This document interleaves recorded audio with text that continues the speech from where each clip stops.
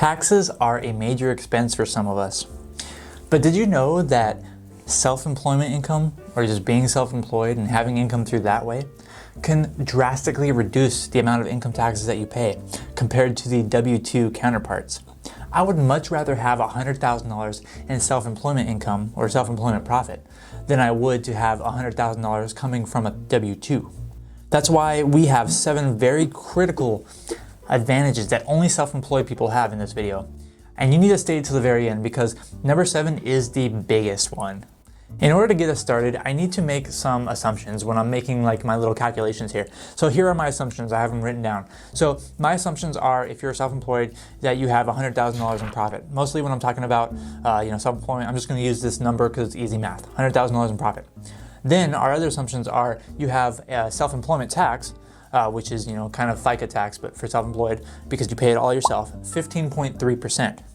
Okay, and then you have a federal tax bracket. So I assume that if you're making $100,000 in profit, that you're in the 22% federal tax bracket at least. And then I'm going to also assume that your state income tax is relatively low, so you're not living in like California or something or New York.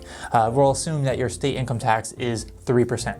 Okay, so what that means is that with these assumptions, you are going to be paying 25% of your income in income taxes, which is the federal 22 plus the state 3, so that's 25%. And then if you are paying that in addition to the self-employment tax, that would be 40.3%. So some of your income is going to be taxed at 40.3% because that's the self-employment tax plus the federal income tax plus the state income tax. Now, the first very critical tax advantage that we have here is that we have what's known as the qualified business income deduction. Now, this is a crazy, like pretty new, actually relatively new thing that self-employed people might be able to enjoy. That's if you, and I'm not going to explain exactly how everyone can qualify for this. That's a whole nother video on its own. But basically, the short version of it is the QBI, the qualified business income, lets you deduct 20% of your profit immediately on your taxes, like above the line. Okay, so what that means that if we have $100,000 of income, 20% of it gets to be deducted. You don't pay taxes on that amount right away. So that is $20,000. And then that $20,000 deduction, we're gonna multiply that $20,000 by what we would have paid in taxes. Now, I'm not exactly sure if states are going to allow the QBI deduction like federal, but just for this assumption, let's say that they are, that is 25%. So the federal 22 plus the state 3, so $20,000 times 25%, that is a $5,000 tax. You don't have to pay $5,000 in taxes just because you were self-employed and you got the QBI. So that's pretty significant, whereas the W-2 person would not get that. Number 2 is business travel. Business travel can be extremely cool for your income taxes if you are self-employed, because let's say that you had the $100,000 income, but then you also had $10,000 of business travel. Now, I'm not going to get into what business travel is and all that. That's a whole nother video. That's a whole nother topic. But let's say that you can combine pleasure and business in the travel. So anyway, let's say that you had $10,000 of travel expenses. Okay, now since this is a business expense, you actually get to not pay. It's deducted from your profit. So the $100,000 of original profit, plus now you have the $10,000 of business travel expense, now you're only going to be paying that on $90,000. So you actually get to deduct, you don't get to pay taxes on 40.3%. Remember, that's the self-employment tax, the federal income tax, and the state tax. So 40.3%. So if we have $10,000 in travel, we multiply that by 40%. That's how much tax savings you would receive, which in this case is $4,030.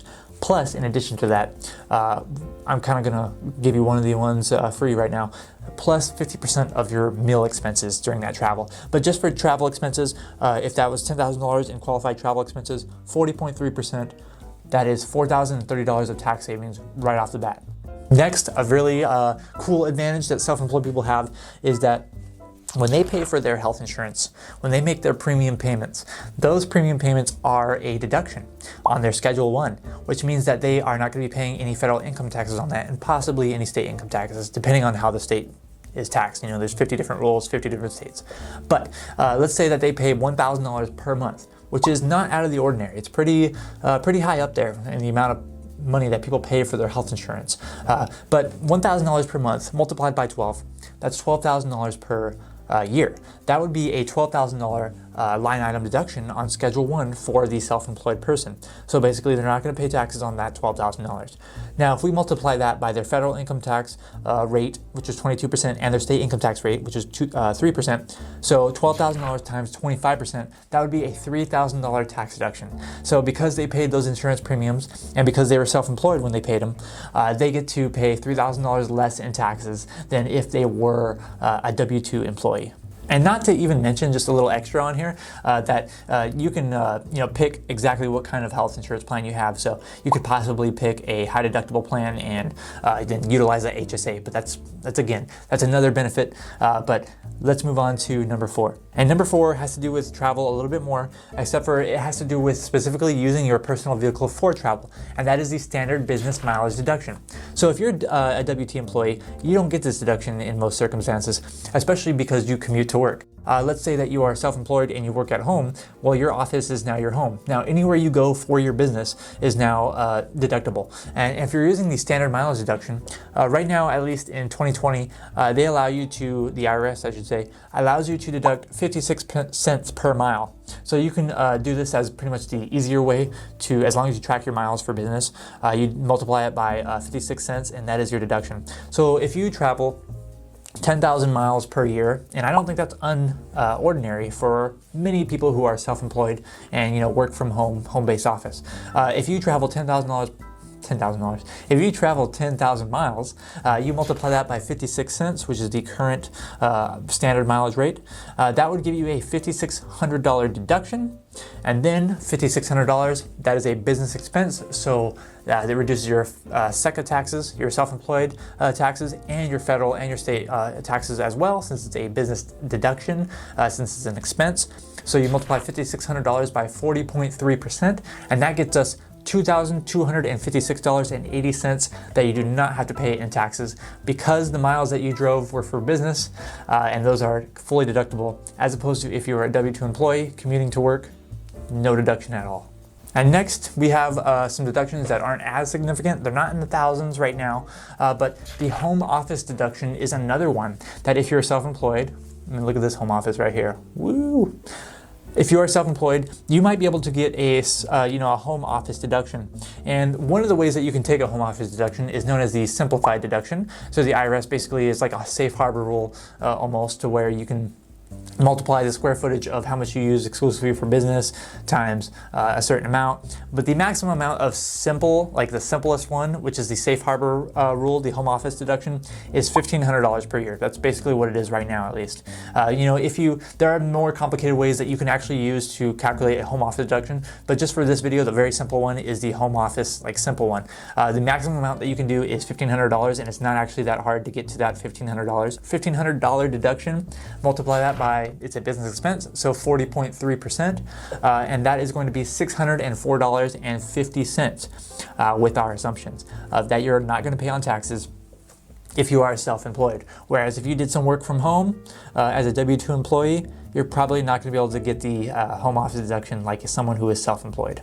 We have another really cool one coming up at number 6, but really quick, if you like this video, please make sure you like it and give it a thumbs up. It really does help me out. We talk about stuff like this all the time on this channel. Tax optimization, increasing your income, and financial independence. Now, moving on to number 6, we have business meals.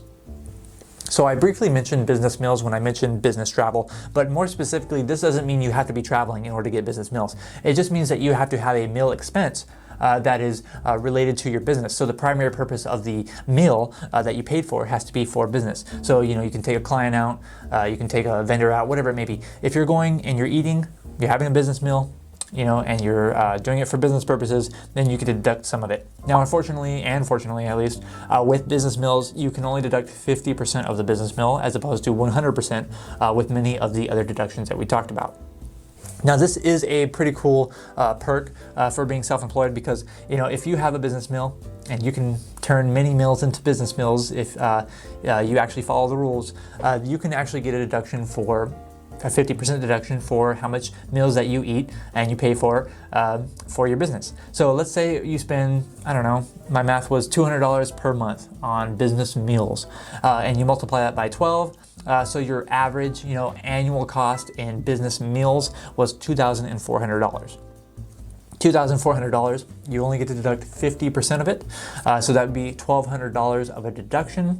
And then, since this is a business expense, you get to write off that whole 40.3% that we talked about earlier. So $1,200 times 40.3%, I got it as $483.60 that you do not have to pay in taxes because the meals that you ate were for your self-employed business. And now we have probably the biggest and the craziest thing when it comes to being self-employed that I cannot even believe that this exists. It's almost like cheating, really. Number 7 is the S Corp dividend distribution. So if you have an S corporation or you have an LLC, which is a limited liability company if you are self-employed, and you choose to be elected, like you elect to get taxed as an S corporation, you have this crazy little loophole, this crazy little hack that a lot of people do not have. And that is that instead of taking all of your business profit as a W-2, as income, like you have the business and you take it as you're working for the business, instead of doing that, you can actually take part of it as a income, like as a W-2 income, like you worked for the business, but also you can take part of it as a business owner, where you take basically a dividend from that S corporation or from that LLC being taxed as an S corporation. So the benefit in this is that you're getting the same amount of money. You're taking the same amount of money. So in my example, I use $100,000 of business profit, right? You're still getting that $100,000, but the way it's taxed is going to be different because that's how you elected to have it taxed. So if you are, let's say, a sole proprietorship and you make $100,000 of profit, you're going to pay, your federal income taxes, you're going to pay your state income taxes, and you're going to pay that self-employment tax. So combined, that was 40.3%, right? The self-employment tax was 15.3% on its own. Now, with the S corporation or the LLC being taxed as S corporation, if you instead elect to take $50,000 of a W-2 income and $50,000 as a dividend, then the dividend income is treated differently the way it's taxed. On dividend income, just like with regular dividend income, you don't pay self-employment taxes, or you don't pay FICA taxes, whatever, W-2 or not. You don't pay those kinds of taxes on dividend income. You only pay your income tax on dividend income. So the power here is that $50,000, you don't pay 15.3% of your income to the SECA taxes, the self-employment tax. So that's a $50,000 times 15.3%. That is $7,650 of tax savings that you're not paying in self-employment tax just because you elected to have your income taxed in a different way because you had an S corporation or an LLC instead of like a sole proprietor. That, of course, is very rudimentary, like very basic on how the S corporation works. There's a lot more rules in order to make it legally work. But on the surface level, I don't think that's too crazy. The 50-50, 50,000 and 50,000, I don't think that's too crazy from many of the examples that I've heard. Of course, I've done a lot of research on this because it's very relevant to what I hope to accomplish in the future. And if this doesn't convince you that being self-employed is one of the best things that you can do for yourself, especially if you want to become financially independent and if you want to change your lifestyle and dramatically change the way that you earn income, then I don't know what will. But one thing that you can do, regardless of if you're self-employed or if you are employed, is that you can get on the path to financial independence, no doubt. And what you need to do first is you need to watch this video that I created called How to Achieve Financial Independence in 10 Years or Less. It is a complete guide for you to achieve it. Thank you so much for watching this video. I'm Zach from OnCashflow.com, and I hope to see you next time.